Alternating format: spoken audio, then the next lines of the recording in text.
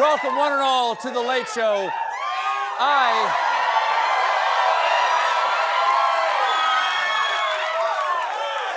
I'm your host, Stephen Colbert. Ladies and gentlemen,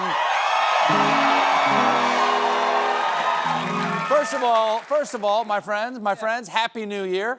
2026 started with a bang and a boom because it started the night of the 2nd, right? On the night of January 2nd, before Anderson and Andy really had time to sober up, this happened. An astonishing move by President Donald Trump. A surprise attack on Venezuela where the country saw elite U.S. forces capture the Venezuelan president, Nicholás Maduro, and his wife in a brazen, large-scale strike overnight. The massive assault inside Venezuela. New images of U.S. forces attacking. Explosions lighting up the night sky. That country's leader, Nicholás Maduro, captured by U.S. forces. Do you know what this means?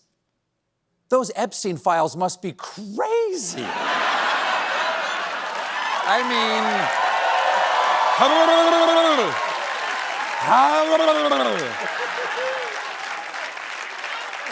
Bomb something! Bomb anything! This operation, launched just 2 days into the new year, came as a shock, especially since, and this is true, Trump's New Year's resolution was peace on earth. Well, that didn't last long. And as a result, neither did my resolution to switch to clear liquor. Oh, I forgot. I forgot that's not a prop. Okay. So let me catch up. Here's the TikTok on the debrief.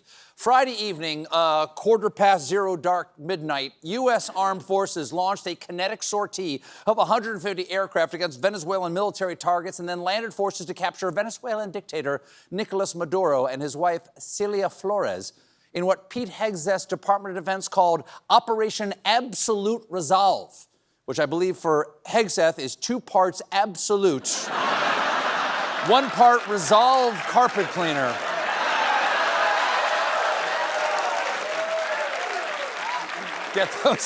Gets those tough stains out of your liver. Now, for the record, Maduro's not a good guy.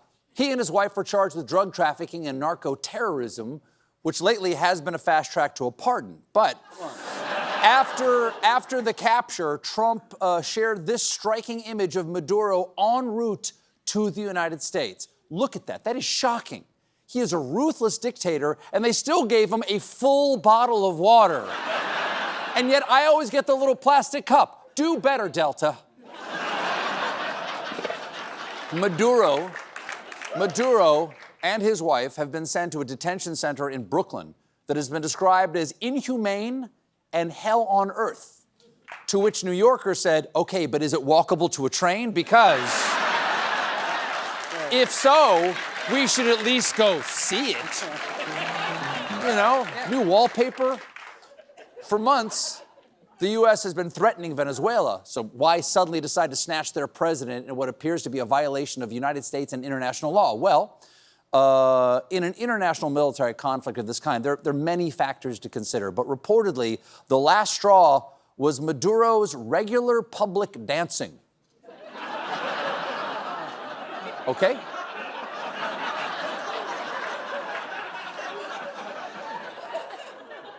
That's a new one. Let's take a look at the booty shake that launched 1,000 ships.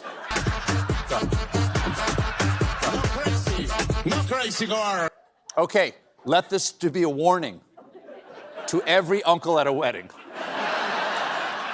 Delta Force will take you out.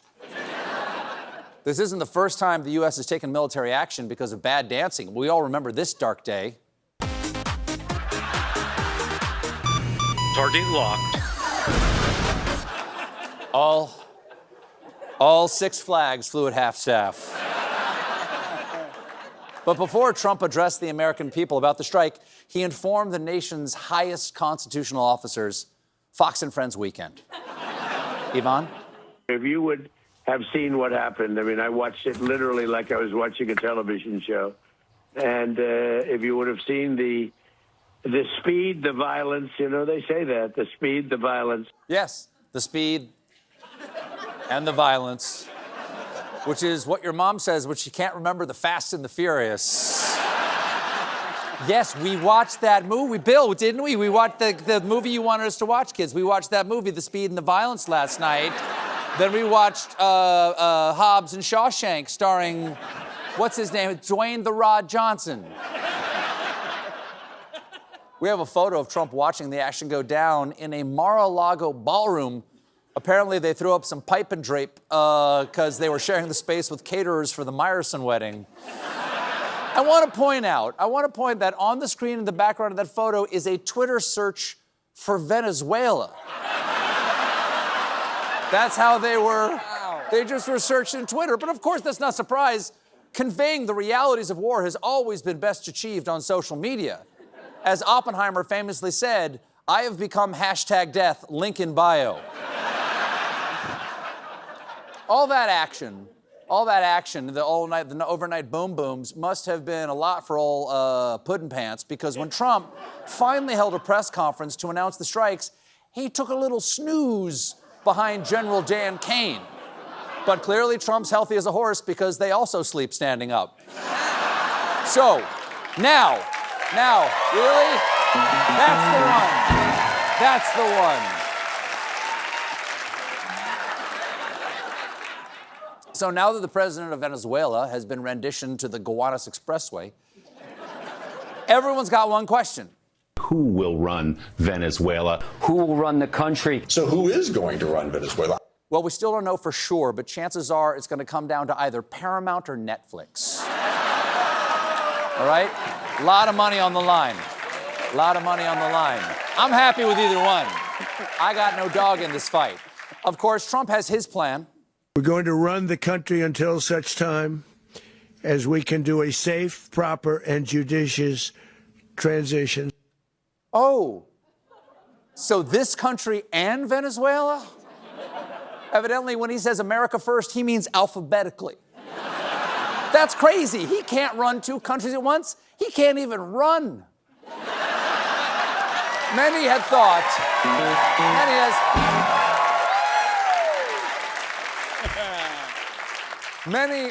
thought the country would be now led by opposition leader and Nobel Prize winner Maria Corina Machado, but Trump refused to back Machado, which sources close to the White House said stemmed from her decision to accept the Nobel Peace Prize, claiming that if she had turned it down and said, I can't accept it because it's Donald Trump's, she'd be the president of Venezuela today. But don't worry. No. Do not worry, Miss Machado. You can fix this simply by promising to change the name of the country to the Donald J. Trump Memorial Venezuela.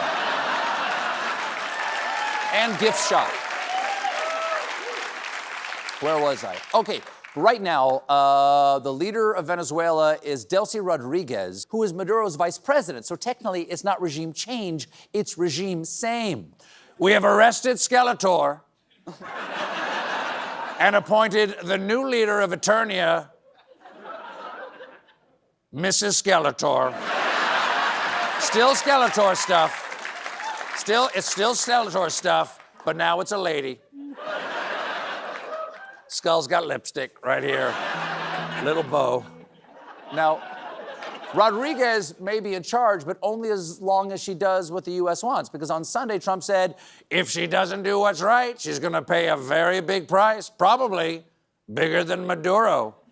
Maduro is in a hellhole in Brooklyn. What's worse than that? Is he going to send her to Staten Island? So, love you, Staten Island. So Trump has made it clear, if his puppet doesn't do what he wants, he'll install a new puppet. So what's he want? We're going to take back the oil. We'll be selling oil. They stole our oil. Wow. That was really poor planning for someone to put our oil under Venezuela. That's so inconvenient. For the record, the whole stole our oil thing he's referring to is Venezuela nationalizing its domestic oil industry, pushing out American companies like ExxonMobil in 1976. Thank you, Donald Trump. What other wrongs of the Gerald Ford administration will you finally make right? Ladies and gentlemen, I'm here to announce we have launched a second strike on the Fonz. God bless the USA. This is, thank you. That's me doing Trump, doing Winkler. This is so much about the oil that even though the administration did not brief Congress on the strikes, Trump spoke to oil companies before taking action in Venezuela. But it makes sense. That's why the founders established 3 co-equal branches of government: executive, judicial, and glug sweet dinosaur juice. And to be clear, I can understand why he's so interested, because Venezuela has got a ton of the stuff.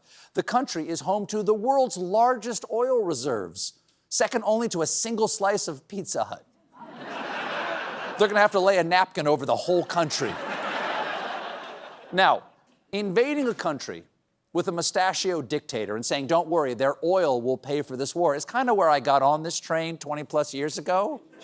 It didn't work then, and I doubt it's gonna work now. And I hope the American people don't fall for this a second time. Never forget these wise words. Fool me once, shame on you. If fool me, we can't get fooled again.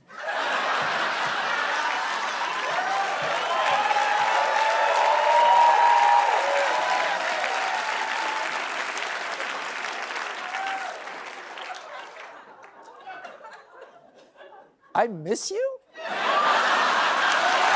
got a great show for you tonight.